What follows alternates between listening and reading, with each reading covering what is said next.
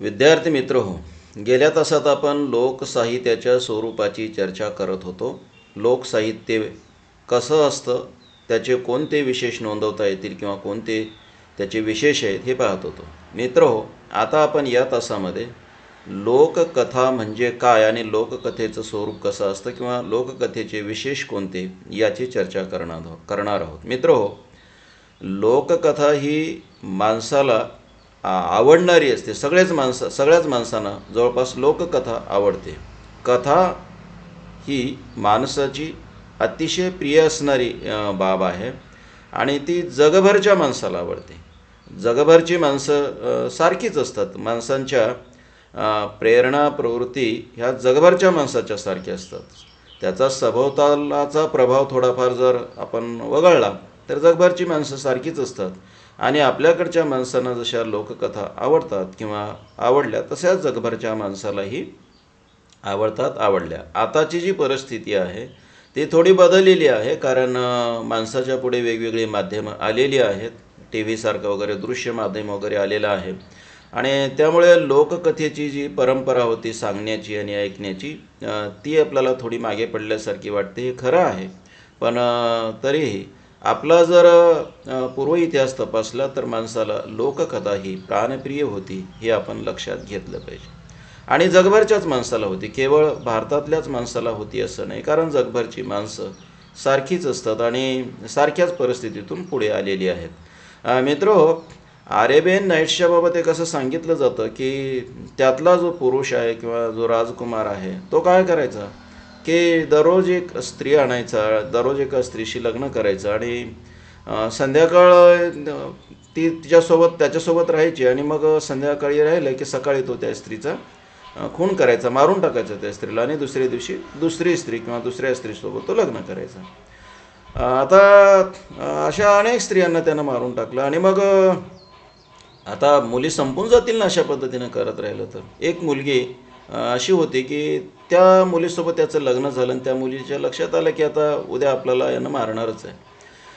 त्या मुलीनं काय केलं मित्र की त्या मुलीने एक कथा सांगितली त्या राजकुमाराला किंवा त्या व्यक्तीला आणि कथा सांगितली, पण कथा सांगत असताना त्या कथेचा जो शेवट आहे तो शेवट काही तिनं सांगितला नाही आणि ती असं म्हणाली की शेवट मी तुम्हाला उद्या सांगेल, आज काही शेवट सांगणार नाही, आता मला झोपायचं आहे. आणि ती काही केलं तर शेवट काही तिनं सांगितलंच नाही आणि त्या दिवशीची रात्र निघून गेली. आता दुसऱ्या दिवशी राजकुमाराला किंवा त्या व्यक्तीला त्या स्त्रीला मारावायचं होतं, पण कथेचा शेवट राहून गेला ना. आणि मग त्याला असं वाटलं की नाही, ह्या कथेचा शेवट आपण ऐकू आणि शेवट ऐकूनच मग आपण हिला नंतर मारू. दुसऱ्या दिवशी दुसऱ्या रात्री तिनं काय केली की त्या कथेचा शेवट सांगितला तिनं आणि दुसरी अर्धवट कथा सांगितली. त्या कथेचा शेवट सांगायचं तिनं राहू दिलं. मग आता राजकुमाराला वाटलं की ह्या कथेचा शेवट आपण ऐकू आणि हिला मारू, आणि मग तिनं पुन्हा दुसऱ्या दिवशी त्या कथेचा शेवट सांगितला आणि दुसरी अर्धवट कथा सांगितली. मित्र हो, या ज्या 1000 कथा आहेत अरेबियन नाईट्सच्या, त्या तिनं अशाच पद्धतीनं सांगितलेल्या आहेत. तुम्हाला मला हे सांगायचं आहे की कथा ही माणसाला किती प्रिय आहे की त्या व्यक्तीने केवळ कथेचा शेवट ऐकण्यासाठी मुलींना मारण्याचं त्याची जी प्रवृत्ती होती किंवा तो जो मारायचा त्यानं मारलं नाही. का तर त्याला कथा ऐकायची होती आणि कथा तिच्याशिवाय कोण सांगणार आहे.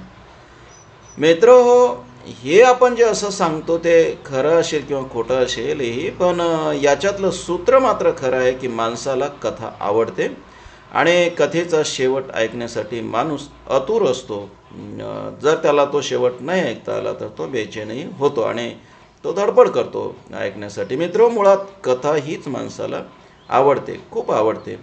आणि कथा कथन करणे आणि कथा श्रवण करणे, कथा सांगणे आणि कथा ऐकणे, या दोन्ही गोष्टी माणसाला आवडतात आणि त्या सहजपणे घडतात. कथा कथन करणे, कथा सांगणाऱ्याला पूर्वी काही फार म्हणजे पैसे वगैरे देत होते, मानधन वगैरे मिळत होतं असं नाही, पण कथा सांगण्यातला त्याचा एक आनंद होता आणि तो आनंदापोटी कथा सांगायचा. कथा सांगितल्याशिवाय त्याला चैन पडत नसे. म्हणजे कथा सांगणे हाही माणसाचा मूळ स्वभाव आहे, त्याच्या स्वभावातच आहे ते. आणि कथा ऐकणे हेही माणसाच्या कमालीच्या आवडीचा भाग आहे. माणसाला प्रचंड आवडतं आणि त्यामुळे कथा कथन करणे, कथा श्रवण करणे या दोन्ही गोष्टी टिकून राहिल्या आणि त्याच्यातूनच कथेची निर्मिती झाली. तसं कथा टिकून राहिल्या हे आपण लक्षात घेतलं पाहिजे. मित्र, भारतात तर कथा सांगणे हे पवित्र काम मानलं जातं, पवित्र कार्य मानलं जातं. आपल्याकडे पहा ना, जे कीर्तन वगैरे करतात त्याला आपल्याकडे कथेकरी बुवा अशा पद्धतीचा शब्द प्रचलित होता. म्हणजे किंवा पुराणिक वगैरे शब्द, प्रवचन करणाऱ्याला पुराणिक वगैरे म्हणजे कथा सांगणारा माणूस, आणि त्याच्याविषयी प्रचंड आदर. का तर तो कथा सांगतो. आणि कथा सांगत असताना माणसाने कथा ऐकावी, झोपू नये वगैरे अशा पद्धतीच्या कल्पना आपल्याकडे आहेत. म्हणजे कथा सांगणे हे पवित्र काम आहे, पुण्याचं काम आहे, आणि कथा ऐकणे हे सुद्धा पवित्र आणि पुण्याचं काम आहे. अशा पद्धतीच्या आपल्याकडच्या म्हणजे धारणा दिसतात, जीवनधारणा दिसतात. याच्यातून आपल्या लक्षात असं येते की माणसाचा कथेकडे पाहण्याचा दृष्टिकोन कसा आहे. आणि मग अशा पद्धतीनं कथा, आणि अगदी अलीकडच्या काळापर्यंत कथा सांगणे, कथा ऐकणे हे माणसाच्या स्वभावाचं आवडीचं काम होतं, किंवा माणसाची ती आवडच होती असं आपल्या लक्षात येते. मित्रो, दुर्गाबाई भागवतांनी लोकसाहित्याची रूपरेखामध्ये भारतातल्या कथा सांगण्याच्या या सगळ्या परंपरेचा शोध घेतला. कथा शब्द कुठे कुठे येतो याचाही शोध घेतला. आणि त्यांनी असं म्हटलेलं आहे, त्यांनी असा लोकसाहित्याची रूपरेखामध्ये एक निष्कर्ष त्यांनी असा नोंदवला आहे की भारतामध्ये कथा ही अतिशय पूजनीय मानली गेली. आणि कथा म्हणजे पुराण सांगणे वगैरे इथपर्यंत त्या कथा सांगण्याकडे किंवा कथा ऐकण्याकडे लोकांची म्हणजे पाहण्याकडे, त्या कथा सांगणे आणि ऐकण्याकडे पाहण्याची लोकांची दृष्टी. पुराण हा शब्द आपल्याकडे केवळ पुराणा वगैरे या अर्थानं येत नाही, तर पवित्र या अर्थानंही येतो. कारण आपल्याकडे पुराण कथा वगैरे असं म्हणतात. तर कथेला त्यांनी पूज्य कथा असं म्हटलेलं आहे, म्हणजे पवित्र कथा. दुर्गाबाई भागवतांनी म्हटलेलं असं नाही. दुर्गाबाई भागवतांनी शोध घेतला आणि इथली मानसिकता काय आहे कथेकडे पाहण्याचा त्याबद्दल त्या बोलतात की कथेला लोक पूज्य कथा म्हणतात. कहाणी, गोष्ट, पुराण वगैरे हे शब्द कथेसाठी मराठीमध्ये वापरले जातात. आणि हे सगळे शब्द कथेकडे पाहण्याच्या आदरयुक्त भावनेचे सूचक आहेत, अशा पद्धतीची त्यांची भूमिका. आणि हे खरं आहे, हा त्यांनी नोंदवलेला निष्कर्ष खरं आहे. मित्र, आपल्याकडे कथा ही म्हणजे पवित्र गोष्ट आहे अशाच पद्धतीने केली जाते. आणि कथा सांगणाऱ्याला मोठा सन्मान असतो. त्याला मानधन दिलं जात नसेल, त्याला काही पैसे वगैरे देण्याची पद्धती आपल्याकडे नव्हती, पण कथा सांगणाऱ्या माणसाकडे लोक आदराने पाहत असत. म्हणून कथा सांगणे ही गोष्ट आपल्या समाज व्यवस्थेमध्ये फार महत्त्वाची मानली गेली आणि कथा ऐकत असत. आणि मित्र हो, माणसाला जे जीवन जगण्याचं ज्ञान किंवा जीवन मूल्यांची ओळख करून दिली जायची ती कथेतूनच करून दिली जायची. कथा ही माणसाला शिकवण्याची एक बाब आहे. आपल्याकडे पहा तुम्ही, आश्रम व्यवस्थेमध्ये जे शिक्षण दिलं जायचं तेही कथेच्या माध्यमातून दिलं जात होतं, हे आपण लक्षात घ्या. मित्र, पांडव वगैरे जेव्हा वनवासात होते तेव्हा पांडव जेव्हा एखादा प्रश्न विचारायचे तेव्हा पांडवांना ऋषीमुनींनी कथा सांगितलेली आहे, ते लक्षात घ्या. आणि कथेच्या माध्यमातून त्यांना जीवनमूल्य काय असतात, धर्म काय असतो हे सांगितलेलं आहे. म्हणजे कथा, आपल्याकडे रामायण महाभारत हे जे ग्रंथ आहेत ते तरी आपल्याला काय सांगतात मित्र? कथा सांगतात. कथेच्या माध्यमातून आपण जगायचं कसं हे शिकतो. त्याही पलीकडे कथा रंजन तर करतेच, पण कथा माणसाला माणूस बनवते. मित्र हो, कथेचं स्थान, लोककथेचं स्थान मानवी जीवनामध्ये अतिशय महत्त्वाचं आहे. या लोककथेच्या बद्दल पहा, लोकांनी व्याख्या काय केलेल्या आहेत पहा, की मराठी विश्वकोशामध्ये एक व्याख्या अशी आलेली आहे लोककथेची, की पारंपरिक सांस्कृतिक आशय असलेली व मौखिक परंपरेने जतन केली जाणारी कथा म्हणजे लोककथा. मराठी विश्वकोशाच्या 15व्या खंडामध्ये आलेली ही व्याख्या आहे. पारंपरिक सांस्कृतिक आशय असलेली व मौखिक परंपरेने जतन केली जाणारी कथा म्हणजे लोककथा. पहा, आता पारंपरिक सांस्कृतिक आशय, आता हा सांस्कृतिक आशय म्हणजे काय, तर ठीक आहे की ज्या समूहामध्ये ती लोककथा प्रचलित असते त्या समूहाची जी संस्कृती असते त्या संस्कृतीचे प्रतिबिंब त्या लोककथेत पडलेले असतात आणि म्हणून सांस्कृतिक आशय असलेली असं आपण म्हणू. आणि त्या लोकांचं ज्या लोकांच्या सांस्कृतिकतेचं प्रतिबिंब त्यात पडलेलं असते त्या लोकांच्या जीवन जगण्याची पद्धती कशी असते, तर ठीक आहे ना, ती पारंपरिक स्वरूपाची असते. कारण मानवी समूह किंवा मानवजात ही पारंपरिक स्वरूपाचंच जगणं जगत आलेली आहे. आता या काळामध्ये आपण खूप बदललोत आणि कमालीच्या वेगानं बदललोत. आताचा जो काळ आहे तो काळ कमालीचा वेगाचा काळ आहे, वेगवान काळ आहे. वेगवान काळ म्हणजे घड्याळीचे काटे वेगाने फिरतात असं नाही, परंतु कमीत कमी दिवसामध्ये जास्तीत जास्त बदल होतात. बदलांचा वेग, घड्याळीच्या काट्याचा वेग नव्हे तर बदलांचा वेग आता कमालीचा वाढलेला आहे. आणि म्हणून आपण जे पारंपरिक पद्धतीचं जीवन जगत होतो तसं जीवन आता आपल्याला फारसं दिसत नाही. पण मित्र हो, एकूणच मानवजात आणि पृथ्वीच्या पाठीवरची चोहीकडचीच मानवजात ही पारंपरिक पद्धतीचं जीवन जगत आलेली आहे. म्हणजे जगण्याचं त्यांचं जे सूत्र आहे ते पूर्वजापासून स्वीकारत, म्हणजे पूर्वज जसे जगत आले त्यांचे जे जीवन अनुभव होते तशा पद्धतीनं पुढची पिढी जगत आली. म्हणजे परंपरा त्यांची, काल कसे जगले त्याचं ते शिकून पुढे जगायचं, काल कसे जगले ते शिकून पुढे जगायचं, पूर्वजांचं शिकून पुढे जगायचं. अशा पद्धतीनं पारंपरिक स्वरूपाचं परंपरा जतन करत जगत आलेली ही मानवजात आहे, हे आपण लक्षात घेतलं पाहिजे. आपली जी संस्कृती आहे, मानवजातीची जी संस्कृती आहे ती संस्कृती पारंपरिक स्वरूपाची आहे, परंपरा जतन करणारी आहे. भारतामधला समाज तर परंपरा पूजक आहे. त्याचे दोषही असतील, त्याची चर्चा करता येईल, कारण कुठल्याही गोष्टीला दुसरी एक बाजू असते, दुसऱ्या बाजूचा विचार आपल्याला करता येईल. परंतु मित्र हो, आपण परंपरा जपणारी माणसं आहोत आणि जगभरची माणसं कमी अधिक प्रमाणामध्ये परंपरा जपतात. आजही आपण परंपरा जपतो ना. आपल्या यात्रा पहा, आपले सणोत्सव पहा, आपल्या धर्मविधी पहा, या सगळ्या परंपरा जपणारे आहेत ना. म्हणजे काल आपल्या पूर्वजांनी जे केलेलं आहे ते आपण करतो आजही. म्हणजे आपण परंपरा पूजक आहोत, परंपरेचं आपण जतन करतो. आपले कुळाचार पहा, कुळाचार आपण काही विवेकाच्या पातळीवर करतो असं नाही, आपल्याकडे परंपरेने ते चालत आले म्हणून ते कुळाचार करतो. म्हणजे आपण एखाद्याच्या घरी समजा विधी असेल कुठला, तर गोंधळ घालणे, जागरण घालणे ही प्रथा आजही टिकून आहे. का? कारण ते आपल्या पूर्वजांनी तसं केलेलं आहे. आता आपल्याला जर प्रश्न विचारला की तुम्ही का करता, तर आपण सहज उत्तर देतो की आमच्याकडे कुळाचारच आहे, म्हणजे आमच्याकडे पूर्वपरंपरेने हे असंच करत आलेले आहेत. मित्र हो, आपण अशा पद्धतीची परंपरा जपतो, आपण परंपरा पूजक आहोत. आता अशा पद्धतीचं हे जे आपलं जगणं आहे तीच आपली संस्कृती आहे. मग तसं जे आपलं सांस्कृतिक जगणं आहे त्या सांस्कृतिक जगण्याचा आशय साहजिकच आहे आपल्या जगण्यामध्ये असतो, तर आपल्या अभिव्यक्तीत सुद्धा असतो, म्हणजे लोककथेत सुद्धा असतो. तर ज्या लोककथेमध्ये अशा स्वरूपाचा पारंपरिक सांस्कृतिक आशय असतो ती कथा, जी आणखी दुसरं त्याचं वैशिष्ट्य म्हणजे जी कथा की मौखिक परंपरेनं टिकलेली आहे किंवा जतन केली आहे, अशा कथेला लोककथा म्हणतात.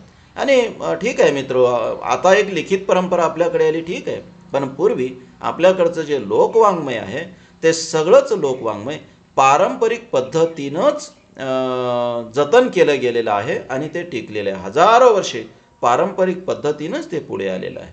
तेव्हा मित्र, अशा पद्धतीनं पारंपरिक पद्धतीनं जी पुढे आलेली असते ती लोककथा, असं मराठी विश्वकोशामध्ये नोंदवलेली व्याख्या, आणि ती सुटसुटीत आहे, अगदी सोपी आहे आणि अर्थपूर्ण आहे, आपण लक्षात घेतलं पाहिजे. पुन्हा एकदा पाहती व्याख्या कशी आहे: पारंपरिक सांस्कृतिक आशय असलेली व मौखिक परंपरेने जतन केली जाणारी कथा म्हणजे लोककथा. म्हणजे आपल्या जीवन जगण्याची जी परंपरागत पद्धती असते त्या परंपरागत जीवन पद्धतीचा आशय ज्या लोककथेत येतो आणि जी लोककथा मौखिक परंपरेने जतन केली जाते तीच लोककथा होय किंवा त्या तशा कथांना लोककथा म्हणता येईल असा थोडक्यात या व्याख्येचा आशय. ठीक आहे मित्रो, भारतीय साहित्यशास्त्रज्ञ अमर यांनी एक लोककथेची व्याख्या केली आहे किंवा कथेची व्याख्या केली आहे. ते असं म्हणतात, सांगण्यासारखे असेल त्याची रचना कल्पनेने स्वतः करणे म्हणजे कथा. ठीक आहे. तेव्हा एखाद्या व्यक्तीला काहीतरी आपल्याकडे सांगण्यासारखं आहे असं वाटणं आणि असं वाटल्यामुळे मग त्यांनी कल्पनेनं त्या कथेची रचना करणं आणि ती कथा इतरांना त्याने सांगणे म्हणजेच लोककथा अशी ही व्याख्या आहे. ठीक आहे. आणि आपल्याकडच्या सगळ्या कथा जर पाहिल्या तर त्या कथेमध्ये असं सूत्र आपल्याला दिसतं की जो कोणी सांगणारा असतो त्या सांगणाऱ्याला असं वाटतं की आपल्याकडे सांगण्यासारखं काहीतरी आहे, आपण काहीतरी सांगलं पाहिजे. आणि मग सांगण्याची त्याची जी एक सहज प्रवृत्ती आहे त्या पद्धतीनं तो त्याच्याकडे जे सांगण्यासारखं आहे असं त्याला वाटतं, त्याची तो कल्पनेनं रचना करतो. आता कल्पनेनं रचना केली ती, आता कल्पनेनं रचना करणे याचा दुसरा अर्थही असा होतो की लोककथेत फार काही सत्य नसते, पण लोककथा पूर्ण खोट्याच असतात असं नाही. आणि दुसरं म्हणजे मित्र, लोककथेतून जे सत्य सांगितलं जातं ते थेट सत्य नसते, सूचक अशा पद्धतीचं सत्य असते, ते सत्य शोधायचंही असते, असे आपण लक्षात घेतलं पाहिजे. मित्र, कल्पनेनंच ती रचलेली असते असं नाही, पण बऱ्यापैकी त्यामध्ये कल्पना असते आणि मग ती सांगितली जाते लोकांना आणि मग ती लोक पुढे जतन करतात, हे आपण लक्षात घेतलं पाहिजे. मित्र, भरत मुनींनी असं म्हटलेलं आहे, कथा ही पुष्कळशी खोटी म्हणजेच अल्पसत्य असते. आता कथा ही पुष्कळशी खोटी म्हणजेच अल्पसत्य असते. आता कल्पनेनं रचलेली असते वर आपण एक अमर यांनी जी व्याख्या केली त्यामध्ये ते आलेलंच आहे. आता भरतमुनी त्याच आशयाची व्याख्या करतात की कथा ही पुष्कळशी खोटी म्हणजेच अल्पसत्य असते. आता ठीक आहे, अनेक कथा आपण पाहतो की अद्भुत अलौकिक अशा कथा असतात, त्या बऱ्याचदा खोट्याच असतात ना, की भूताखेताच्या कथा आहेत किंवा आपल्याकडे सृष्टीच्या उत्पत्तीविषयक कथा आहेत, देवाच्या वगैरे कथा आहेत, स्वर्गनरकाच्या कथा आहेत, बाकी अनेक अशा कथा आहेत.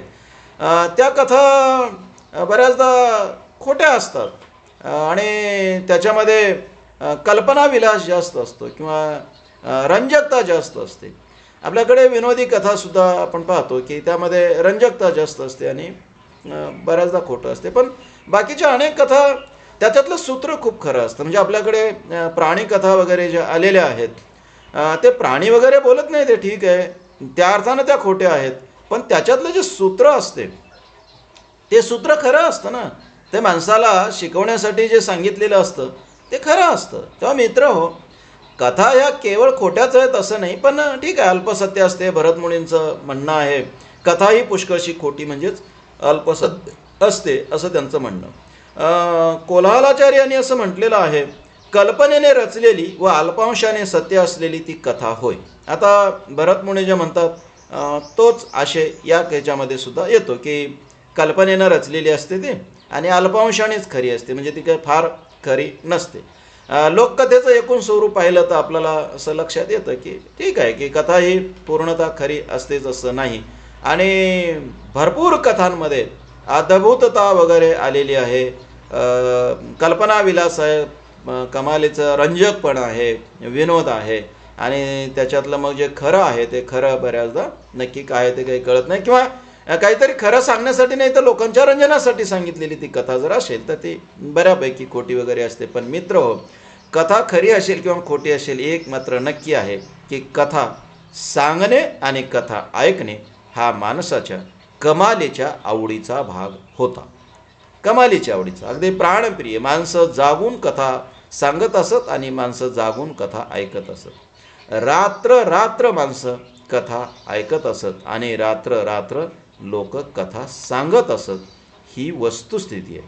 पूर्वी आपल्याकडे ग्रामीण भागातली जर संस्कृती लक्षात घेतली तर पहा की हिवाळ्याच्या दिवसामध्ये खळ्यावर राखायला जावं लागायचं लोकांना. खळे म्हणजे कणस वगैरे आता जमा केलेले आहेत, शेंद्र वगैरे लावलेलं आहे, तर ते पूर्वी लोक चोरून नेत असत, कारण अन्नाचा तुटवडा वगैरे. ठीक आहे, पूर्वीच्या त्या सगळ्याच्या खोलात आपल्याला जायची गरज नाही, पण एक मात्र खरं आहे की पूर्वी लोक कंस वगैरे चोरून नेत असत, ही वस्तुस्थिती आहे. आणि ही काही फार इतिहासकालीन वस्तुस्थिती आहे वगैरे काही नाही.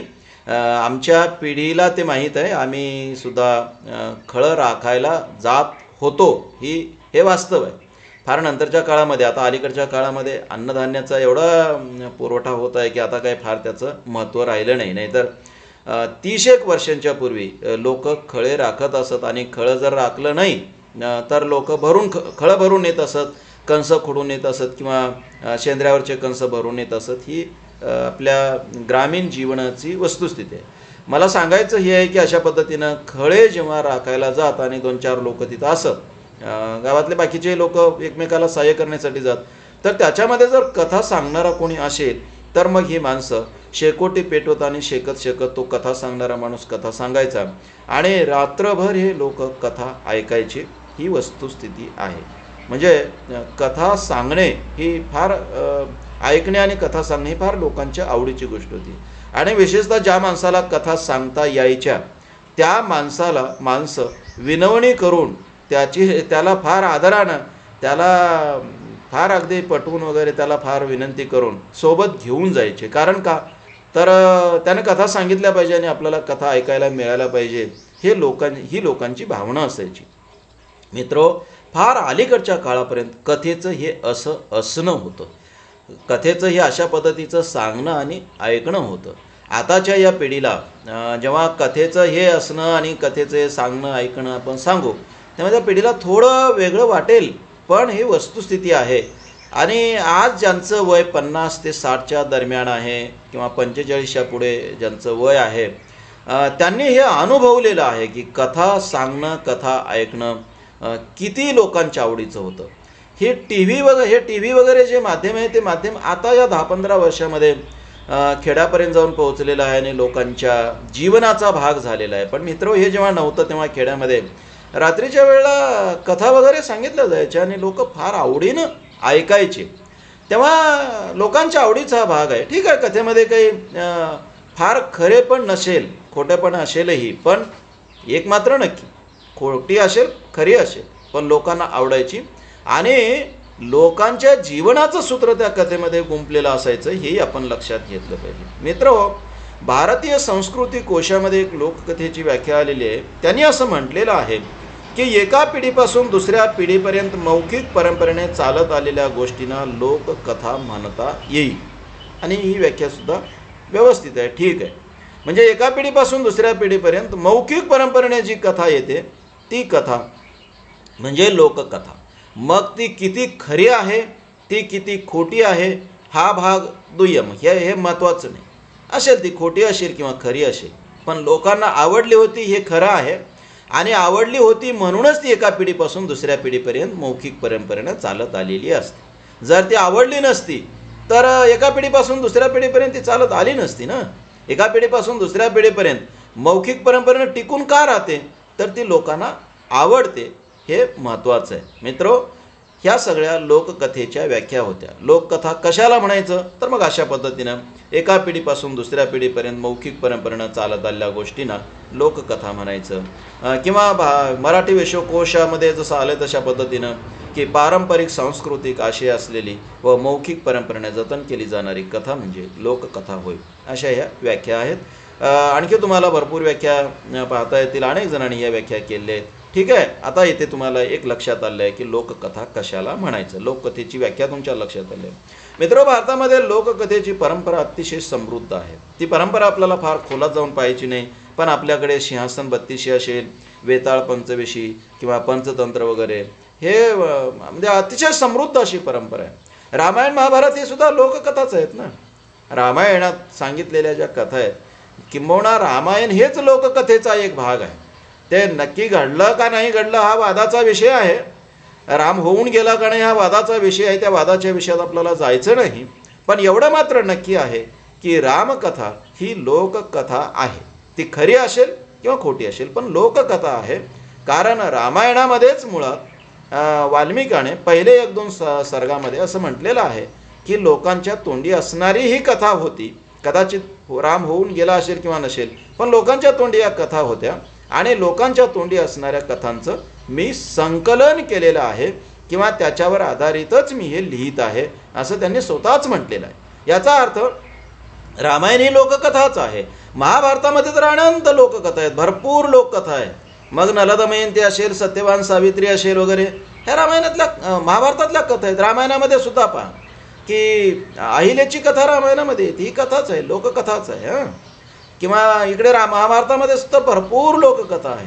जेव्हा पांडव वनवासामध्ये असतात तेव्हा पांडव जेव्हा ऋषींकडे वगैरे जातात, तिथे ऋषी त्यांना कथा सांगतात आणि त्या त्यांना सांगितलेल्या कथा महाभारतामध्ये आता संकलित झाल्या किंवा महाभारतामध्ये आलेल्या आहेत. आणि महाभारत हे प्रचंड वाढत गेलं. म्हणजे पहा की सुरुवातीला व्यासाने ते रचलं असेल, मग नंतर वैशंपायन असेल, मग नंतर सूत. आता सूत म्हणजे सूत काही एकटा व्यक्ती होता नसेल, सूत म्हणजे एक परंपरा आहे, कथा सांगणाऱ्याची परंपरा, कथा रचणाऱ्याची परंपरा. ते अनेक जण, कितीतरी जण असतील आणि अनेक जणांनी ते रचलेलं आहे. महाभारत म्हणजे काही केवळ व्यासाने रचलं आणि व्यासाचंच आहे असं काही नाही. व्यासाने रचलेलं महाभारत 8-9 हजार श्लोकाचंच होतं असं म्हटलं जातं. आज त्याच्यामध्ये महाभारतामध्ये जवळपास 1,00,000 श्लोक आहेत आणि ते अनेकांनी रचलेले. मग वैशंपायन असतील किंवा नंतरची सूत परंपरा असेल. सूत परंपरा म्हणत असताना सूत हा एकटा व्यक्ती नाही तर असे अनेक जण कथा सांगणारे आणि त्या अनेकांनी सांगितलेल्या कथा महाभारतामध्ये आहेत. म्हणजे मला तुम्हाला एवढं सांगायचं आहे की भारतामध्ये लोककथेची ही एक समृद्ध अशी परंपरा आहे. मित्र हो, वेताळ पंचविशी असेल, सिंहासन 32 असेल, शुक 72 असेल, पंचतंत्र असेल, रामायण असेल, महाभारत असेल, हे तर आहेच आहे. पण याच्या पलीकडे लोकांमध्ये लोक जे लोककथा सांगतात ग्रामीण भागामध्ये, त्या लोककथा याच्यापेक्षा वेगळ्या आणखी भरपूर आहेत की ज्यांना अशा या गटामध्ये बसवता येत नाही. भरपूर लोककथा आहेत. आणि आम्ही ज्या लोककथा ऐकलोत ना, त्या लोककथा या वेताळ पंचविशीमधल्या वगैरे नव्हत्या. लोक त्यांच्या परीने सांगायचे. भरपूर कथा आहेत. मी तुम्हाला पुढे आपण लोककथेचे काही प्रकार पाहणार आहोत सविस्तर, तेव्हा मी काही अशा लोककथा सांगेल. इथे आपण फार खोलात जाऊ नये, पण एवढं मात्र लक्षात घ्या की लोककथेची भारतीय परंपरा अतिशय समृद्ध आहे. भरपूर म्हणजे लोककथा येत आहेत, संख्येनं भरपूर आहेत आणि लोकांना आवडलेल्या आहेत, गुणात्मक आहेत. आणि ज्या ज्या लोककथा लोकांना आवडतात त्याच लोककथा टिकतात. आणि टिकलेल्या लोककथा, परंपरेनं चालत आलेल्या लोककथा भरपूर आहेत. ज्या लोककथेने लोकांचं जगणं समृद्ध केलेलं आहे, लोकाला कसं जगायचं हे सांगितलेलं आहे आणि लोकांना दुःख सहन करण्याचा धडाही या लोककथेनं दिलेला आहे. लोककथा केवळ रंजन करतात असं नाही. मित्र, लोककथेचं मानवी जीवनातलं असणं खूपच महत्त्वाचं आणि अर्थपूर्ण होतं, हे आपण नीट लक्षात घेतलं पाहिजे. अशा लोककथा. मित्र, लोककथेचे काही लोककथा म्हणजे काय हे जर तुमच्या लक्षात आलं असेल तर लोककथेचं स्वरूप किंवा लोककथेचे लक्षणं काय सांगता येतील त्याची आपण थोडक्यात चर्चा करू. मित्र, लोककथा समूह निर्मित आणि समूह रक्षित असते. लोककथेचे विशेष किंवा लोककथेचं स्वरूप आपण पाहतो. लोककथा समूह निर्मित आणि समूह रक्षित असते असे एक लोककथेचं स्वरूप किंवा विशेष नोंदवतात. मित्र, समूह रक्षित असते याचं फार विश्लेषण करण्याची गरज नाही, तुम्हाला कळते. समूहच टिकून ठेवतो. ज्या समूहाने ती लोककथा ऐकलेली आहे तो समूह ती लोककथा पुढे सांगत ऐकत राहतो आणि ते टिकते. ठीक आहे. आता समूह निर्मित असते म्हणजे काय असते तर पहा, याच्यापूर्वीच्या तासामध्ये आपण एक चर्चा केलेली आहे आणि ती म्हणजे समूह प्रतिभा काय असते ते. याचा अर्थ काय? समूह प्रतिभा म्हणजे तो जो समूह असतो त्या समूहाची एक समान अशी मानसिकता असते. त्याच्यामध्ये काही माणसं वेगळ्या मानसिकतेचे असतील पण त्यांची एक जीवनाकडे पाहण्याची दृष्टी म्हणा किंवा जीवनधारणा म्हणा एक सारख्या पद्धतीची असते. आणि अशा पद्धतीनं सारख्या पद्धतीची जी मानसिकता असते त्या माणसांच्या मनामध्ये, सगळ्याच माणसांच्या मनामध्ये, अपवाद एखादा सोडून द्या, सगळ्याच माणसांच्या मनामध्ये जे असते त्या मनातलं कोणीतरी बोलतो, त्या मनातलं कोणीतरी सांगतो. ते एक सांगत एकटा असतो. कारण मी तुम्हाला याही अगोदर सांगितलं आणि आताही तुम्ही लक्षात घ्या की समूह निर्मित म्हणजे सभा घेऊन लोककथा निर्माण करत नाहीत. सभा घेऊन असं काही एखादं गीत, लोककथा, लोकनृत्य, लोकनाट्य असं काही नसते. समूह निर्मित असते म्हणजे सगळा समूह एकत्र बसतो कुठेतरी आपण आणि मग कथा निर्माण होते आणि मग लोक ते कथेची निर्मिती करतात असं नसते. ते कथा सांगणारा त्या समूहापैकी एखादा ज्याची कल्पनाशक्ती अतिशय प्रभावी आहे किंवा जो ज्याची प्रतिभाशक्ती आपण म्हणू, प्रतिभा म्हणजेच कल्पनाशक्ती किंवा कल्पनेची क्षमता. प्रतिभा म्हणजे ईश्वर निर्मित वगैरे असं काही नसते. ईश्वर काही कोणाला असं काही एखाद्याला देतो दुसऱ्याला देत नाही असं काही नाही. सगळ्यांनाच कल्पनाशक्ती सगळ्यांकडेच असते कमी जास्त प्रमाणात. कोणी कथा सांगतो, निर्माण करतो, कोण निर्माण करत नाही, एवढाच काय तो भाग आहे. ठीक आहे. तेव्हा मित्र हो, ज्याची कल्पनाशक्ती अतिशय प्रभावी आहे किंवा ज्यांची क्षमता खूप आहे किंवा ज्याला ते कौशल्य अवगत आहे, तसं कल्पनेच्या आधारानं रचना करण्याचं, लोककथेची रचना करण्याचं कौशल्य ज्याच्याकडे आहे. जसं आज आपण पाहतो की एखाद्याकडे लिहिण्याचं कौशल्य असते, तो लिहितो, कादंबरी लिहितो, कथा लिहितो, नाटक लिहितो. त्याच्याकडे कल्पनेनं रचना करण्याचं कौशल्य आहे, शब्दामध्ये ते मांडण्याचं कौशल्य आहे, शब्दामध्ये लिहिण्याचं कौशल्य आहे. असंच पूर्वीसुद्धा शब्दात लिहायचं नव्हतं तर शब्दात सांगायचं होतं. ज्याच्याकडे तसं रचना करण्याचं म्हणजे सांगण्याचं कौशल्य होतं, तो माणूस एखादी कथा निर्माण करायचा आणि सांगायचा. मित्र, निर्माण एकटाच करायचा, पण त्याच्या कथेमध्ये तो काय सांगायचा, त्या समूहाच्या मनातलं सांगायचा एकटाच, मात्र सगळ्यांच्या मनातलं सांगायचा. या अर्थानं कथा समूह निर्मित असते आणि या अर्थाने कथा त्या लोकांना आपली वाटते, आपणच निर्माण केल्यासारखी वाटते, कारण त्या सगळ्या लोकांना तसंच सांगायचं असते. सगळ्या लोकांनी सांगितलेलं नसेल कदाचित, एकट्याने सांगितलं असेल, मात्र सगळ्यांना तसंच सांगायचं असतं. म्हणजे भूताची कथा असेल त्यांना तसंच म्हणायचं असते, त्यांना समजा देवाची कथा सांगायची असेल त्यांना तसंच म्हणायचं असते. त्यांना जे म्हणायचं असते ते कोणीतरी एकटा म्हणत असतो, पण बाकीच्या सगळ्यांच्या मनातलं म्हणत असतो आणि म्हणून त्या सगळ्या लोकांना आपलीच वाटते. पुढचा जर समजा एखाद्याने कथा निर्माण केली, तो मरण पावला, कथा मरण पावत नाही, कथा समाजामध्ये टिकून असते आणि पुढचा सांगत असतो. पुढचा सांगत असताना तो काय असं सांगत नाही कोणीतरी हे निर्माण केली होती, मी फक्त ऐकूनच सांगतो. तो त्याच्या पद्धतीने थोडेफार बदल करून त्याचीच कथा तो सांगतो. म्हणजे ऐकणाऱ्याला वाटतं की हे यानंच रचलेली कथा आहे, याचीच आहे ती, अशा पद्धतीनं तो सांगतो. आणि पुढच्या पिढीला सुद्धा असंच वाटत असतं, ते मागच्या पिढीचे असं नाही, आपल्याच पिढीची कथा आहे असं ते वाटत असतं. कारण कथेमध्ये थोडेफार बदल होत असतात आणि बदल करायला संधी असते, कारण मौखिक परंपरा असते. त्यामुळे प्रत्येक पिढीला ती आपली वाटते आणि अशा पद्धतीनं मग कथा मौखिक परंपरेनं पुढे चालू असते.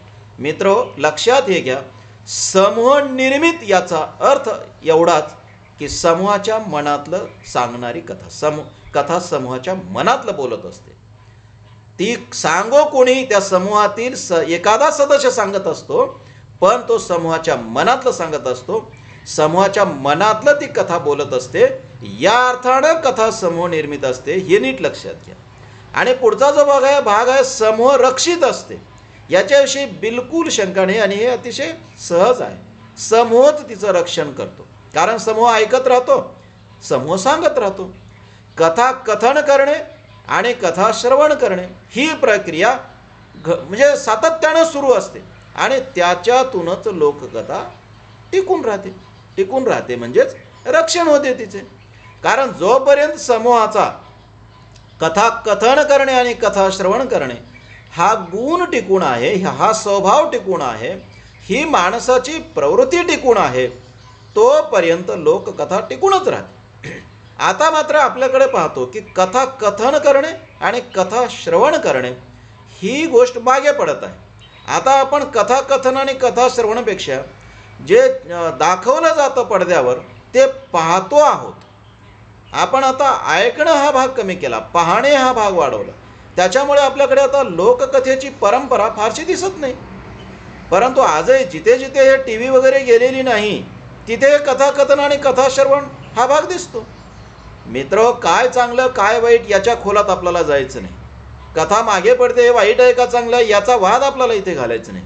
पण तुम्हाला मला सांगायचं ते हे आहे की कथा कथन करणे आणि कथा श्रवण करणे ही माणसाची प्रवृत्ती जोपर्यंत टिकून असेल तोपर्यंत लोककथा टिकूनच असेल. आणि पूर्वी ही प्रवृत्ती अतिशय प्रबळ होती किंवा माणसाच्या व्यवहारातला हा भाग होता, माणसाच्या जगण्यातला भाग होता आणि त्याला कथा कथन करणे कथा श्रवण करणे प्रचंड त्याच्या आवडीचं आणि त्याच्या सहज स्वभावाचाच भाग होऊन गेला होता. आणि म्हणून कथा कथन केली जायची, कथा श्रवण केली जायची आणि समूहच्या समूहच हे म्हणजे कुठलाही समूह असो त्या समूहाच्याच आवडीचा भाग असल्यामुळे त्या समूहामध्ये लोककथा टिकून राहिल्या, म्हणजेच त्या समूहाने लोककथेचं रक्षण केलं असं आपण म्हणू शकतो. म्हणजे कथा समूह रक्षित असते आणि कथा समूह निर्मित असते, ही गोष्ट तुमच्या लक्षात यायला हवी. ही बाब अशा पद्धतीनं लक्षात घ्या. मित्रहो, लोककथा ही परंपरागत असते, पण तरीही ती परिवर्तनशील असते. हे एक लोककथेचं वैशिष्ट्य किंवा लोककथेचा विशेष होय. लोककथा परंपरागत असते, म्हणजे ती परंपरेनं सांगितली जाते आणि ती परंपरेचं जतन करते, हे लक्षात घ्या. ती परंपरेनं सांगितली जाते, ठीक आहे, की कोणीतरी निर्माण करतो, नंतर तो दुसऱ्यांना सांगत राहतो, दुसरा तिसऱ्यांना सांगत राहतो आणि अशा पद्धतीनं एक पिढी दुसऱ्या पिढीकडे ते संक्रमित करत असतात लोककथा. संक्रमित करताना ही संक्रमणाची प्रक्रिया परंपरागत आहे. म्हणजे पहिली पिढी दुसऱ्या पिढीकडे, दुसरी पिढी तिसऱ्या पिढीकडे अशा पद्धतीने करणे परंपरागत पद्धती आहे. त्याचबरोबर मुळात लोककथेचा आशयसुद्धा परंपरागत असतो. म्हणजे काय, त्या आशयामध्ये परंपरेचं जतन असतं. परंपरा म्हणजे समजा एखादा उपवास असेल तर तो कसा करायचा, तर परंपरा जशी सांगते तशा पद्धतीने. म्हणजे लोककथेतच ती आशयातच ते परंपरा असते. म्हणजे एखादी जत्रा आहे समजा, ती जत्रा कशी करायची, जशी गेल्या वर्षी झाली होती तशाच पद्धतीने आपण करतो, तसं कथेमध्ये सुद्धा सांगितलेलं असतं. म्हणजे परंपरा म्हणजे आपले पूर्वज काय करत होते हे सांगतात, मग पूर्वजांनी काय केलं म्हणून त्यांचं कसं भलं झालं हे सांगितलं जातं. मग आपण काय करायला पाहिजे, आपण सुद्धा तसंच केलं पाहिजे असं सांगितलं जातं. सांगण्याची त्याच्यातली पद्धतीसुद्धा परंपरागतच असते. म्हणजे आशयातलं हे परंपरागत जसं असतं तसं सांगण्यातलं सुद्धा परंपरागत असतं. म्हणजे जसं सांगायचं तशा पद्धतीनं. म्हणजे पहा, लोककथा सांगण्यामध्ये पहा ऐकणारे सामील असतात. हे लक्षात घ्या तुम्ही. लोककथेची सांगण्याची परंपरागत पद्धतीच आहे की सांगणारा सांगत असतो ना, तेव्हा ऐकणारे शांत नसतात. ऐकणाऱ्यापैकी कोणी ना कोणी त्याला हो म्हणत असतो. म्हणजे सांगणारा एखादं वाक्य उच्चारलं की हं हं हं अशा पद्धतीनं. म्हणजे तो केवळ सांगत जातो आणि बाकी सगळे मुके बसतात असं नाही, बाकी सगळे त्याला होकार देत असतात. म्हणजे तो सांगतो हे आम्हाला मान्य आहे अशा पद्धतीनं. नाही तर सांगणारा सांगत जाईल आणि अंधारामध्ये सगळेच माणसं झोपी जातील आणि हा सगळा एकटा सांगत जाईल का, असं नाही. मित्र हो, लोककथेच्या सांगण्याच्या प्रक्रियेमध्ये सांगणारा सांगतो आणि ऐकणारे सुद्धा त्याच्यामध्ये सामील असतात. एखाद्या वेळेस ऐकणारे प्रश्न विचारतात, ऐकणारे त्यांच्या प्रतिक्रिया नोंदवतात, हे सुद्धा होत असतं. पण इथे आपल्याला हे लक्षात घ्यायचं आहे, ही सांगण्याची जी पद्धती आहे ती परंपरागत तर आहेच आहे, पण त्याच्यातला आशयसुद्धा परंपरागत असतो. म्हणजे त्या कथेमध्ये एखादा जो माणूस आहे किंवा एखादा जो त्याच्यातलं पात्र आहे, ते पात्र ज्या पद्धतीनं वागत राहतं त्याच पद्धतीनं पुन्हा पुन्हा सांगितलं जातं. म्हणजे पहा, आपल्याकडे गणपतीची कथा पाहा ना तुम्ही. गणपतीला मोदक आवडतात हे आपण सांगितलं किंवा कुठल्या तरी कथेमध्ये ते आलं.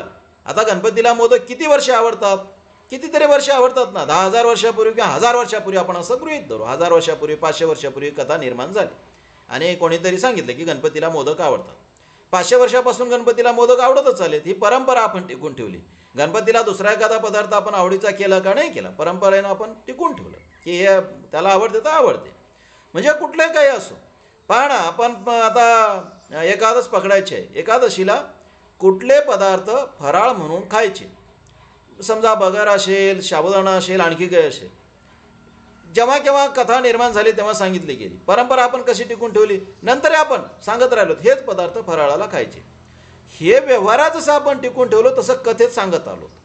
म्हणजे एकादशीची कथा आहे, त्या कथेमध्ये आपण सांगत येतो ना, हे अशा पद्धतीनं आपण करायचं. म्हणजे परंपरागतता अशा पद्धतीनं असते. एखादा नायक ज्या पद्धतीनं वागतो ना त्याच पद्धतीनं पुन्हा पुन्हा पुन्हा सांगत जायचं. नंतरची माणसं तशी वागत नाहीत याचं भान न ठेवता आपण नायक तसा वागतो आपल्या कथेतला तर तसंच. पण तरीही मित्र हो, ही परंपरागतता आपण जसं टिकून ठेवतो तसं आपण परिवर्तनशील सुद्धा असतो. म्हणजे काही बदलही आपण स्वीकारत असतो. म्हणजे केवळ परंपराच आपण टिकून ठेवतो असं नाही. म्हणजे सांगणारा जो माणूस आहे ना, तो थोडाफार आपल्या पद्धतीने त्याच्यात बदल करत जातो. हे बदल त्यानं केलेत हे त्यानं जाणीवपूर्वक केलेले असतात असं नाही. आणि ऐकणाऱ्याच्या तर लक्षातही येत नाही की असे काही यानं बदल केलेले आहेत. कथा परंपरागत असतेच, पण कथा परिवर्तनशील असते. आणि हे परिवर्तन त्या सांगणाऱ्याच्या आणि ऐकणाऱ्याच्या नकळतपणे घडत असते, चालू असते ते. आणि त्याच्यामुळे काय होतं की कथा ही परिवर्तनशील असल्यामुळे ती तशी प्रवाही सुद्धा असते आणि त्यामुळे लोकांना आवडते. दुसरं म्हणजे कथा नित्य नवी असते, ती जुनी वाटत नाही. या परिवर्तनशीलतेमुळे थोडेफार बदल होत राहिल्यामुळे ती प्रवाही होते आणि नित्य नूतन नेहमी नवी असते आणि पुढच्या पिढीला ती जुनी वाटतच नाही, ती आपल्याच पिढीची वाटते, लोकांना आवडते. मित्र, लोककथा मौखिक परंपरेने संक्रमित होते, हे तुम्हाला सहज लक्षात येतं. कारण ती लिखित परंपरा नाही, मौखिक आहे. म्हणून एका पिढीपासून दुसऱ्या पिढीपर्यंत कशी जाते? ती मौखिक परंपरेनं जाते, म्हणजे तोंडी परंपरेनं जाते. म्हणजे एखादा कथेकरी आहे, कथा सांगतो, तो कथा सांगत असताना ऐकतात अनेक जण. त्या ऐकणाऱ्या अनेकांपैकी कोणातरी अशी क्षमता असते किंवा कोणीतरी असं असतो की त्याला ताबडतोब ती कथा ऐकून आपोआप लक्षात राहते, ज्याला आपण पाठांतर म्हणू. पण पाठांतर म्हणजे तो काय पाठांतर करतो असं नाही, तर त्याच्या लक्षात राहते ती. आणि त्याच्या लक्षात राहिली की तो अनेक वर्ष ऐकत राहतो ना, ऐकत राहतो आणि एक दिवस हा ऐकणारा सांगायला लागतो. हा श्रोता जो आहे, ऐकणारा जो आहे, तो सांगणारा होतो. हा सांगणारा होतो तेव्हा ऐकणारे कोणीतरी असतात. त्या ऐकणाऱ्यापैकी कोणीतरी असाच असतो की ज्याला सहजपणे ती ऐकलेली कथा लक्षात राहते, नंतर तो सांगणारा होतो. म्हणजे सांगणारा कधीतरी सांगणारा असतो, तो सांगणारा कधीतरी ऐकणारा असतो. हा जो सांगणारा आहे तो कधीतरी ऐकणारा असतो, तो नंतर तो सांगणारा होतो. आणि अशा पद्धतीनं ऐकणारा सांगणारा होतो, ऐकणारा सांगणारा होतो आणि ही कथा मौखिक परंपरेनं पुढे चालू राहते. म्हणजेच एका पिढीकडून दुसऱ्या पिढीपर्यंत ही कथा आपण कोण्या पद्धतीनं पोहोचवतो? तर मित्र हो, मौखिक परंपरेनं हे पोहोचवतो, म्हणजेच संक्रमित करतो. संक्रमण करणे म्हणजे एका पिढीपासून दुसऱ्या पिढीपर्यंत पोहोचवणे. ही पोहोचवण्याची प्रक्रिया पुस्तक रूपात किंवा लिखित परंपरेनं नसते, तर मौखिक परंपरेनं असते. जो कोणी ऐकणारा असतो तो पुढे सांगणारा होतो आणि पुढच्या पिढीला सांगत राहतो. पुढच्या पिढीतले जे कोणी ऐकणारे असतात त्यांच्यापैकी अनेक जण सांगणारे होतात आणि ते सांगत राहतात. मित्र हो, सांगणारे माणसं मरण पावले तरी नवीन सांगणारे माणसं असतातच. लोककथा थांबत नाही, लोककथा सातत्यानं पुढे चालत राहते. गेल्या हजारो वर्षांपासून अशा लोककथा चालत आपल्या पिढीपर्यंत आलेल्या आहेत आणि त्या अशाच मौखिक परंपरेनं आलेल्या आहेत, हे आपण लक्षात घेतलं पाहिजे. मित्र हो, लोककथेचा हा प्रवाह कुठेच थांबलेला नाही, तो सातत्यानं पुढे चालत आलेला आहे, हे आपण लक्षात घेऊ. मित्र हो, लोककथा एका पिढीकडून दुसऱ्या पिढीकडे जशी चालत येते तशी ती दुसऱ्या म्हणजे एका प्रदेशातून दुसऱ्या प्रदेशात चालत जाते. म्हणजे लोककथा एखाद्या प्रदेशामध्ये आहे तर ती तिथेच राहते असं नाही आहे. त्या प्रदेशाशी दुसऱ्या लोकांचा संबंध येतो या नात्या स्वरूपामध्ये, व्यापार असेल, काही असेल. आणि मग काय होतं की ती एका पिढीकडून दुसऱ्या पिढीकडे जशी चालत येते तसं ती एका प्रदेशातून दुसऱ्या प्रदेशात चालत जाते, म्हणजे दुसऱ्या प्रदेशामध्ये जाते. आणि एका प्रदेशातून दुसऱ्या प्रदेशात जशी जाते तसं तिचा संबंध एका संस्कृतीतल्या लोकाशी जसा होता तसा आता तो दुसऱ्या संस्कृतीच्या लोकाशी येतो. म्हणजे काय होतं पहा, ती एका पिढीकडून दुसऱ्या पिढीकडे येते, एका प्रदेशातून दुसऱ्या प्रदेशात जाते. म्हणजे जम्मू काश्मीरमध्ये सांगितलेली लोककथा इकडे विदर्भ मराठवाड्यामध्ये येऊ शकते, किंवा कोकणामध्ये सांगितलेली लोककथा इकडे विदर्भ मराठवाड्यामध्ये येऊ शकते ना. आता काय झालं, प्रदेश बदलला. जसा प्रदेश बदलला तसं संस्कृतीसुद्धा बदलते. म्हणजे कोकणामध्ये जगणाऱ्या लोकांचं जे सांस्कृतिक जगणं आहे त्या सांस्कृतिक जगण्यापेक्षा विदर्भ मराठवाड्यातल्या लोकांचं सांस्कृतिक जगणं थोडंफार वेगळं असू शकते ना, असणार नाही का? असणार आहे ना. तेव्हा होतं काय की ही लोककथा वेगळ्या संस्कृतीत सुद्धा जाते आणि मग हे अशा पद्धतीनं जात असताना तिच्यातला जो सांस्कृतिक आशय आहे तो आशय बदलत असतो, हे लक्षात घ्या. आशय बदलतो, कारण एका संस्कृतीतून दुसऱ्या संस्कृतीच्या लोकांकडे ती जात असताना दुसऱ्या संस्कृतीचे लोक तिच्यातला आशय बदलवीत असतात हे लक्षात घ्या. ते आपल्या सोयीचा करून घेत असतात. उदाहरणार्थ पहा की कोकणातली एखादी कथा आपल्याकडे आलेली आहे आणि त्या कथेमध्ये म्हणजे खाद्य संस्कृतीचं चित्रण आलेलं आहे किंवा खाद्य संस्कृतीविषयी ती कथा बोलते. काय होईल आता पहा, कोकणातल्या लोकांचं आहारामध्ये भात आणि मासे हे नेहमीच आहे. म्हणजे कोकणातले लोक भात खातात आणि मासे खातात. का? तिकडे तेच पिकतं ना. म्हणजे समुद्र आहे, मासे मिळतात आणि त्यांची जमीन किंवा ते पर्यावरण म्हणा, तिथला पावसाचं प्रमाण म्हणा, भात पिकवण्यासाठी अतिशय उपयोगाचं आहे किंवा भात पिकवण्यासाठी पूरक आहे. भात पिकवला जातो, उपलब्ध आहे म्हणून ते भात आणि मासे खातात. ठीक आहे. त्यांच्या खाण्यामध्ये ते आलं. तिथला नायक किंवा त्या कथेतली पात्र भात आणि मासे खातील. अगदी उपवासाला सुद्धा खातील. तिथे काही त्याला म्हणजे वेगळेपण असणार नाही. तिथले ब्राह्मणही भात आणि मासे खातील आणि भात आणि मासे खाणं त्यांच्या दृष्टीनं शाकाहारी का मांसाहारी हा प्रश्न उरणार नाही. खातील, ते साहजिक आहे. आता कल्पना करा ती कथा, तशी कथा जर मराठवाड्यामध्ये आली तर मराठवाड्यामध्ये ना मासे फार कमी आहेत ना, तळ्यामध्ये कुठेतरी पकडले जातील, पण असं काही चोहीकडे आहेत का नाही. आणि भात पिकवण्यासारखी जमीनही कमी आहे. आता होईल काय, इथे मात्र माणसं भात आणि मासेच्या ऐवजी डाळ भाकरी करतील आणि सण वगैरे असेल तर पुरणपोळीचा उल्लेख त्याच्यामध्ये येईल. तीच कथा जर मराठवाड्यामध्ये विदर्भामध्ये आली तर विदर्भामध्ये पहा थोडाफार बदल होईल ना. इकडच्या त्या कथेमध्ये कथा तीच राहील, आशय तोच राहील, पण खाद्यपदार्थ मात्र बदलतील. आता विदर्भामध्ये जर आली तर साहजिक आहे इथे रोडगे वगैरे त्या कथेमध्ये येऊ शकतात. ही जर कथा इकडे जळगावाकडे गेली मित्र तर तिकडे मांडे वगैरे किंवा इकडे बुलढाण्याकडे गेले तर मांडे वगैरे येऊ शकतील किंवा तिकडे जळगावाकडे गेले तर त्याच्यामध्ये भरिताचा उल्लेख वगैरे येऊ शकेल ना. म्हणजे सांस्कृतिक आशय बदलला. त्या संस्कृती म्हणजे लोकांची जीवन पद्धती. हे लक्षात घ्या.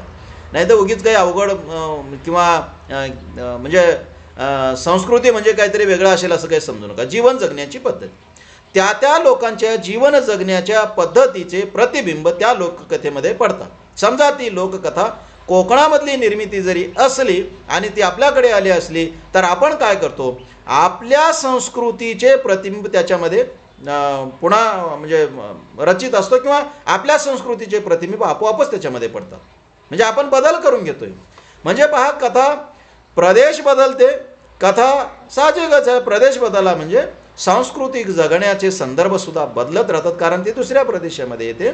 आणि मग अशा पद्धतीनं झालं की काय होतं की ती कथा बदलत राहते. त्या कथेमध्ये वेगळा आशय बदलत राहतो. कथेचं मूळ सूत्र तेच राहतं, पण अशा पद्धतीनं आशय बदलत राहतो. मित्र, कथा अशा पद्धतीनं पसरत राहते. म्हणजे एका प्रदेशातून दुसऱ्या प्रदेशात नाही तर एका देशातून दुसऱ्या देशातही कथा जातात ना. आपण जेव्हा पुढे कथेचं जे ऐतिहासिक भौगोलिक संप्रदाय कथेचा अभ्यास करणारा लोकसाहित्यातला तो ऐतिहासिक भौगोलिक संप्रदाय दुसऱ्या सत्रासाठी आहे. म्हणजे आता जे दुसरं सत्र असेल याच्यानंतरचं त्याच्यामध्ये जो लोकसाहित्याचं जी पत्रिका आहे त्याच्यामध्ये ऐतिहासिक भौगोलिक संप्रदाय आपण अभ्यासणार आहोत. तिथे हे पाहणार आहोत की कथा एका प्रदेशातून दुसऱ्या प्रदेशात कशी जाते वगैरे. पण ठीक आहे, पण इथे तुम्ही एवढं नक्की लक्षात घ्या की कथा प्रदेश बदलते आणि प्रदेश बदलते तसं ते दुसऱ्या प्रदेशात जाते, तिथल्या लोकांच्या जीवनाचा भाग होते. तिथल्या लोकांच्या जीवनाचा भाग झाले की कथेतला काही सांस्कृतिक आशयसुद्धा बदलतो. बदलणं साहजिक आहे आणि अपेक्षितही आहे, कारण त्याच्यातले काही घटक लोकांना कळणार नाहीत ना. म्हणजे पहा की विदर्भामध्ये जे रोडगे खातात, हे रोडगे नावाचा जो प्रकार आहे तो मराठवाड्यात परिचितसुद्धा नाही, लोकांना माहीतसुद्धा नाही असं काहीतरी असतं अनेक प्रदेशामध्ये. आता तिथे जर काही प्रकार आला की रोडगे खाण्याचा तर काय होईल, तिथे जो कथेकरी असतो सांगणारा तो काय करतो, मग तो सांगणारा त्याला ठीक आहे ना पदार्थ माहीत असेल नसेल, त्याला एवढं कळतं की हे खाण्याशी संबंधित काहीतरी आहे. तो काय करतो, त्याच्या पद्धतीनं त्याला परिचित असणाऱ्या पदार्थाचं नाव तिथं गुंफतो. प्रश्न संपतो ना. कारण खाण्याचा पदार्थ पदार्थ बदलला, पदार्थाचं नाव बदललं, काय फरक पडणार आहे. पदार्थ तो बदलून टाकतो, कथा तीच राहते. मित्र सांगायचं आहे की कथा बदलत कशी असते. कथा अशा पद्धतीनं बदलते, आशयाच्या संदर्भामध्ये ती बदलत राहते. आणि मित्र हा बदल अपेक्षित आणि आवश्यक आहे, कारण हा असा बदल होतो म्हणूनच कुठेही निर्माण झालेली कथा कुठल्याही लोकांना आवडायला लागते, कारण त्या कथेत त्यांच्या पद्धतीनं बदल झालेले असतात म्हणून ती आवडायला लागते. आणि कुठल्याही लोकांना नाही तर कोणत्याही काळातल्या लोकांना सुद्धा आवडायला लागते. हजारो वर्षापूर्वी निर्माण झालेली कथा हजारो वर्षांच्या नंतरच्या लोकांना सुद्धा आवडते, कारण त्यांनी त्यांच्या परीने त्यामध्ये बदल करून घेतलेले असतात. हे महत्त्वाचं आहे. नाहीतर हजारो वर्षांपूर्वीच्या माणसांचं जगणं हजारो वर्षानंतरच्या माणसाच्या जगण्यासारखं नसते. हे लक्षात घ्या. खूप वेगळं असते. आणि ते खूप वेगळं जीवन जे आहे ते त्यांच्या लोककथेत पडलेलं होतं. आता ती लोककथा जर जशाच तशी हजारो वर्षांच्या नंतरच्या लोकांना तुम्ही सांगत राहिलात तर ती लोककथा आवडणार नाही. कशी आवडेल? कारण ह्या लोकांचं जगणं बदललं आहे ना. पण मित्र हो, लोककथा तशी राहतच नाही. हजारो वर्षांपूर्वीची लोककथा हजारो वर्षांनंतरच्या माणसांच्या जेव्हा प्रचलित असते तेव्हा तिनं ते मधले 1000 वर्षे सहजपणे पचवलेले असतात. आणि ते अशा स्वरूपाने पचवलेले असतात की तिनं आपल्यात असे काही बदल करून घेतलेले असतात की हजारो वर्षांच्या नंतरच्या माणसांना सुद्धा ती कथा आपलीच वाटते. हे लक्षात घ्या.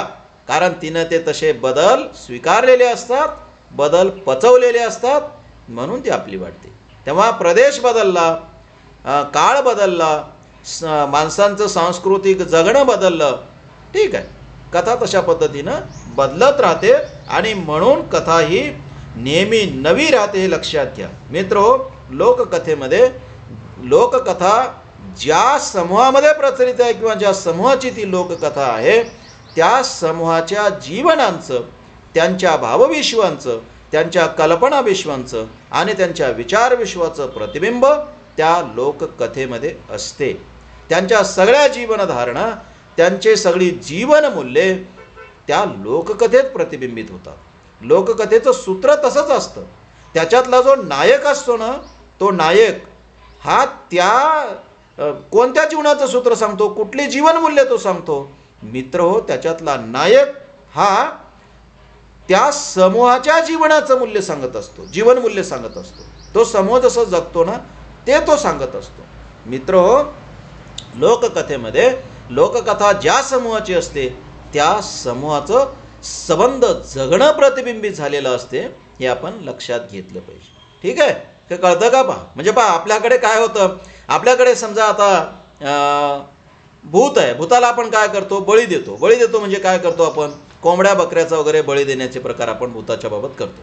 आता साधी गोष्ट आहे ना, तुम्ही लक्षात घ्या कसं प्रतिबिंब असतं. पहा, भूताच्या कथा जगभराच्या समूहामध्ये आहेत. आता ही अशी भूताची कथा समजा तिकडे टुंड्रा प्रदेशामध्ये असेल, म्हणजे 62.5 अंशाच्या पलीकडे, अक्षवर्तांच्या 62.5 अंशाच्या पलीकडे राहणारे जे लोक आहेत त्यांच्यातही भूताची कथा प्रचलित आहे आणि त्यांचे भूत काहीतरी मागते. आता कल्पना करा ना, तिथे कोंबडे आहेत का? तिथे आपल्यासारख्या बकऱ्या आहेत का? नाही ना. तिथलं भूत मित्र वेगळं काहीतरी मागते. भूत मागते, त्यांनाही ते काहीतरी देतात, पण आपल्यासारखं देत नाहीत, वेगळं काहीतरी देतात. हे लक्षात घ्या. आता पहा, आपल्याकडे नरकाची कल्पना काय आहे? नरकामध्ये काय होतं आपल्याकडे? आपल्याकडे नरकामध्ये लोकांना शिक्षा म्हणून तापलेल्या पत्रावरून वगैरे चालवतात. ठीक आहे, कारण आपल्याकडे काय होतं, उन्हाळ्याचे दिवस आपण अनुभवतो. विशेषतः मराठवाडा, विदर्भ जर लक्षात घेतला तर उन्हाळ्याचे दिवस आपल्यासाठी फारच भयंकर असतात आणि गरमीचा प्रचंड त्रास होतो. गरमीचा त्रास आपल्याला माहीत आहे म्हणून आपण नरकामध्ये नरकाच्या संबंधानं कथा काय असतो माहीत आहे की तिथे गेल्याच्या नंतर माणसाला तापलेल्या पत्र्यावरून चालवतात. कारण आपल्याला माहीत आहे, आपल्याला भीती घालायची आहे ती पाप करू नये म्हणून. आपल्याला साध्या उन्हाळ्यामध्ये फुपुरड्यावरून चालणं शक्य नाही, मातीवरून चालणं शक्य नाही, कारण पाय पोळतात. आता तापलेल्या पत्र्यावरून चालायचं म्हटल्यावर तर आणखी त्रासदायक आहे ना आपल्याला, म्हणून आपण भीतो. तशा त्या कथा येतात. आता कल्पना करा, बर्फाळ प्रदेशामध्ये अशाच कथा असतील का? समजा त्यांच्या कथेमध्ये जर असं असेल की तुम्हाला तापलेल्या पत्र्यावरून चालवलं जाईल किंवा तापलेला जिथं भाग आहे तिथं ठेवलं जाईल, कदाचित ऐकणाऱ्याला असं वाटू शकेल ना की बरं आहे, थंडीमध्ये आपण कंटाळून गेलो, तिथं तर निदान गरमी असेल. मग उलट ते तर नरकामध्ये जाण्याचा विचार करतील. पण नाही मित्र हो, तिथे कदाचित असं सांगितलं जात असेल की तुम्ही जर पाप कराल तर तुम्हाला बर्फाच्याच लादीमध्ये ठेवलं जाईल. कारण भीतीच घालायची आहे ना. आपल्याकडे जर उन्हाळ्यामध्ये मे महिन्यात आपण एखादी कथा ऐकायला लागलो नरकाविषयीची आणि आपल्याला कोणी सांगितलं की तुम्ही जर इथं पाप केला तर तुम्हाला बर्फावरच झोपवलं जाईल, कदाचित आपल्यापैकी अनेक जण म्हणतील एवढं कंटाळून गेलोत आपण, एवढा घाम अंगाला आलेला आहे, आपण त्रासून गेलोत, ठीक आहे बर्फाच्या लादीवर आपल्याला झोपवलं जाईल ना, चांगलीच गोष्ट आहे, पापच करू आपण. मित्र तुम्हाला सांगायचं ते हे आहे की त्यांच्या नरकाच्या कथेमध्ये वेगळे संदर्भ असतात आणि आपल्या इकडे वेगळे संदर्भ असतात. त्याचं कारण असं, आपल्या जीवनाचे संदर्भ वेगळे असतात, आपला सभोवताल वेगळं असतो आणि असा जो आपला सभोवताल असतो तो सभोवतालच आपलं जगणं घडवत असतो. हे लक्षात घ्या. माणसाच्या जगण्याला आकार कोण देतो?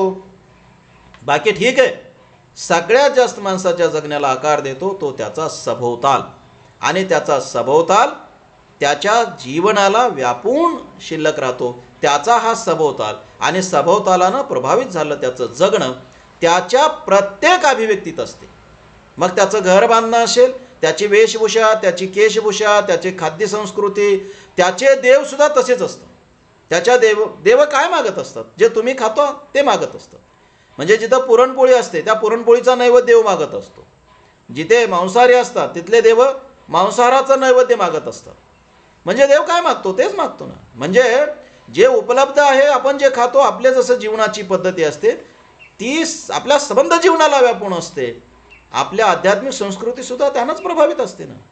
मला तुम्हाला सांगायचं हे आहे मित्र, असं जे आपलं जगणं असतं ते जगणं लोककथेमध्ये प्रतिबिंबित होतं जिथल्या तिथल्या लोकांचं. आणि जी लोककथा असं वेगळं जगणं असणाऱ्या ठिकाणी निर्माण होते आणि वेगळं जगणं असणाऱ्या ठिकाणी जाऊन पोचते, ती लोककथा बदल करून पोचते. हे लक्षात घ्या. जशाला तशी नसते. हां, समजा टोंडरा प्रदेशातली एखादी कथा आपल्याकडे आली किंवा आपल्याकडची एखादी कथा तिकडे गेली, काय होईल? आपल्या लोककथेमध्ये असं सांगितलं गेलं एखाद्या कथेत की आपण गायीची पूजा करतो, गाय पवित्र आहे मानतो, आपण गायीची पूजा करतो, ठीक आहे ना आपल्या कथेत. ही कथा जर तिकडे गेली तर तिथे ते गायीच्या पूजेचं वर्णन करणार नाहीत, त्याचं महात्म्य ते सांगणार नाहीत. का? त्यांच्याकडे गायच नाही ना. मग ते काय सांगतील? ते रेनडिअरच्या विषयी बोलतील, कारण त्यांच्याकडे रेनडिअर आहे. आणि तिथून जर कथा आपल्याकडे आली तर आपण रेनडिअरला बदलून टाकतो. का?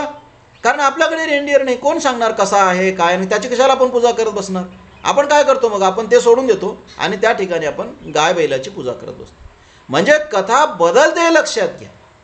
कथा तिच्या पद्धतीनं बदल स्वीकारते आणि बदल स्वीकारून कथेमध्ये ती कथा ज्या समूहात प्रचलित आहे त्या समूहाचं प्रतिबिंब त्याच्यात स्वीकारते ती, किंवा त्या समूहाचं प्रतिबिंब त्या लोककथेमध्ये असते. मुळात ते असेल किंवा नसेल, पण जेव्हा प्रचलित होते त्या समूहात येते तेव्हा मात्र त्याच लोककथेमध्ये त्या समूहाचं प्रतिबिंब असते, त्यांच्या भावभावनाचं, त्यांच्या विचारविश्वाचं, कल्पनाविश्वाचं. मित्र संबंध जीवन पद्धतीचंच प्रतिबिंब त्यांच्या त्या लोककथेमध्ये असते, हे आपण लक्षात घ्या. मित्र लोककथा मनोरंजन करते, लोककथा समाज प्रबोधन करते आणि लोककथा व्यवहार ज्ञान शिकवते. याविषयी तुमच्या मनामध्ये शंका नसावी. लोककथा मनोरंजन करते याविषयी शंका आहे का? लोककथा ऐकत आलोत आपण, ऐकतो कशासाठी? रंजन होते, बरं वाटतं ना आपल्याला. लोककथा मनोरंजन करते. विशेषतः आपल्याकडे ज्या विनोदी कथा वगैरे आहेत, मनोरंजन करणाऱ्या कथा आहेत आणि लोकांना प्रचंड आवडलेल्या कथा आहेत, लोकांना प्राणप्रिय असणाऱ्या कथा आहेत. आणि मनोरंजन करणे ही आवश्यक गोष्ट आहे. कारण माणसाचं जीवन हे जर अधिक अर्थपूर्ण करायचं असेल आणि त्याच्या जीवनातलं रटाळपण जर कमी करायचं असेल, मनोरंजन आवश्यक आहे. तेव्हा लोककथा मनोरंजन करतात, त्यासाठी त्या टिकून राहिले आहेत. लोककथा समाज प्रबोधन करतात. अनेक कथा अशा आहेत की ज्यांनी समाजाला शिकवलेलं आहे मित्र, समाजाचं प्रबोधन केलं आहे. आपण पुढे पाहणार आहोत. लोककथेचे वेगवेगळे प्रकार आपण पाहत असताना तिथे तुम्हाला मी अशा समाज प्रबोधन करणाऱ्या अनेक कथा सांगेन. तेव्हा लोककथा समाज जीवनाला आकार देते. तुम्ही माणसं आहात, तुम्हाला जिवंत राहायचं आहे, पण जिवंत राहत असताना, जगत असताना तुम्ही कसं जगायचं लोककथा सांगते. आणि जेव्हा केव्हा आपल्याकडे कायदे वगैरे नव्हते तेव्हा लोकाला कसं जगायचं हे लोककथेनं सांगितलेलं आहे. लोककथेनं माणसाला जगणं शिकवलेलं आहे, हे आपण लक्षात घेतलं पाहिजे.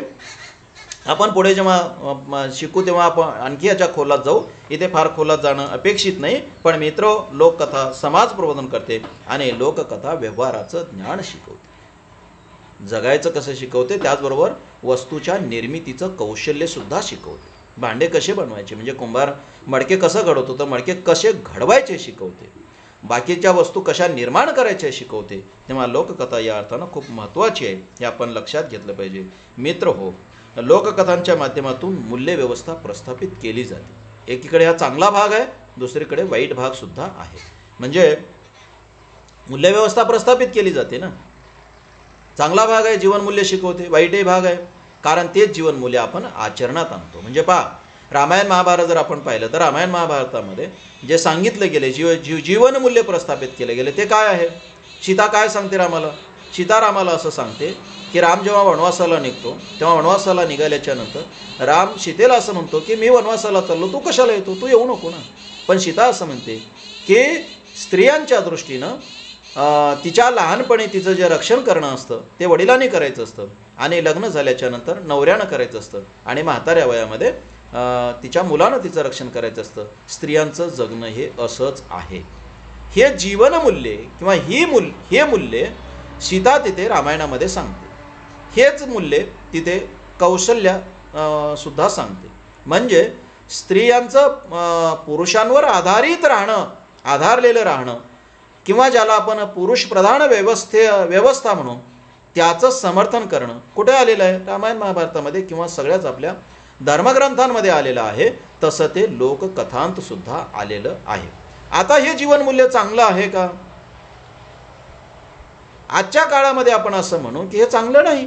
आपण जर सिमोन द बोव्हेयर यांचं सेकंड सेक्स नावाचं पुस्तक वाचलं, ग्रंथ वाचला, तर त्यामध्ये तिनं हेच म्हटलेलं आहे की स्त्रीला जे स्त्रीपण तिचं असतं त्याच्यापेक्षा वेगळं जे बाईपण जे घडवलं जातं ते कशाच्या आधारानं घडवलं जातं?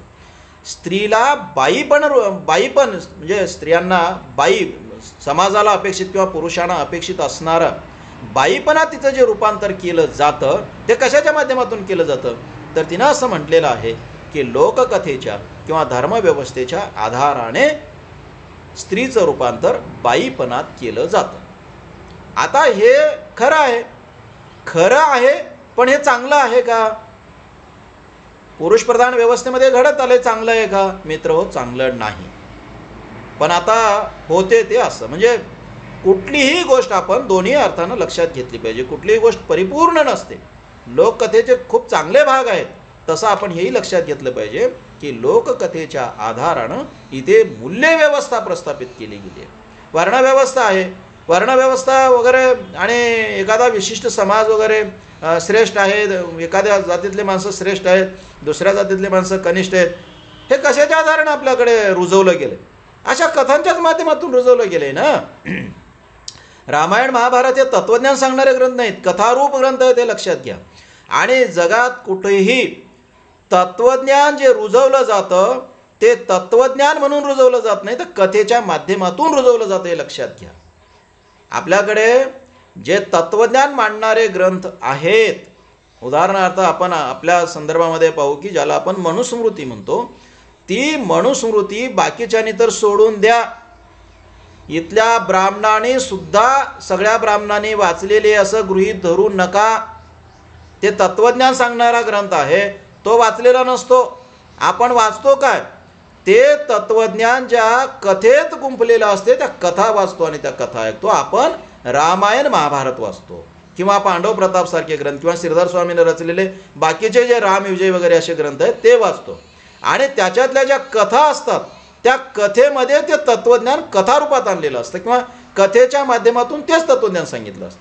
म्हणजे आपल्याकडचा राम काय सांगतो? आपल्याकडचा राम पुरुषप्रधान व्यवस्थेचं जीवनमूल्य किंवा पुरुषप्रधान व्यवस्था तो सांगत असतो. ही पुरुषप्रधान व्यवस्थेचं तत्त्वज्ञान कुठे असते ते ठीक आहे, ते मनुस्मृतीत असेल, आणखी कुठे सांगतात? कुठे? इथे कथेच्या माध्यमातून. म्हणजे तत्त्वज्ञान म्हणून रुजवलं जात नाही, तत्त्वज्ञान कथेच्या माध्यमातून रुजवलं जातं. कारण केवळ तत्त्वज्ञानाचे ग्रंथ तुम्ही वाचा किंवा ते सांगा, बघा तुम्ही लोक ऐकतात का? ऐकत नाही. पण ते कथेच्या माध्यमातून सांगा, मग मात्र लोक ऐकतात. मित्र, लोककथा अशा पद्धतीनं तत्वज्ञानाची वाहक आहे. आता हे वाहक असणं हे चांगली गोष्ट आहे का? पण मित्रो, कथेनं काय करायचं?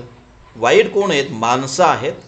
माणसांना जेव्हा लक्षात येते की ही तत्वज्ञानाची वाहक आहे, या पद्धतीनं किंवा या माध्यमातून आपल्याला तत्वज्ञान लोकांच्या मनामध्ये रुजवता येते, तेव्हा लोक कथेचा गैरफायदा घेतात आणि लोककथेच्या माध्यमातून लोकमनामध्ये असं चुकीचं तत्वज्ञान पेरतात आणि पेरलं गेलेलं आहे.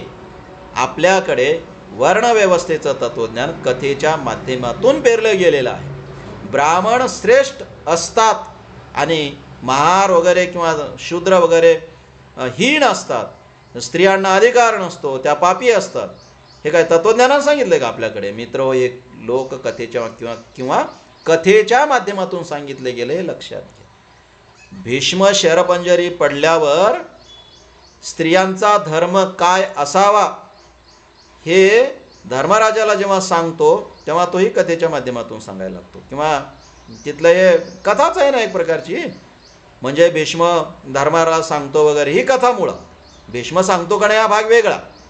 ज्यानं ते महाभारत रचलं त्यानं ते सांगितलेलं आहे. भीष्मानं काय सांगितलं तो काय तिथं ऐकायला होता का? तो ऐकायला नसतो. भीष्मानं काय सांगितलं हे यानं कल्पनेनं रचलेलं आहे.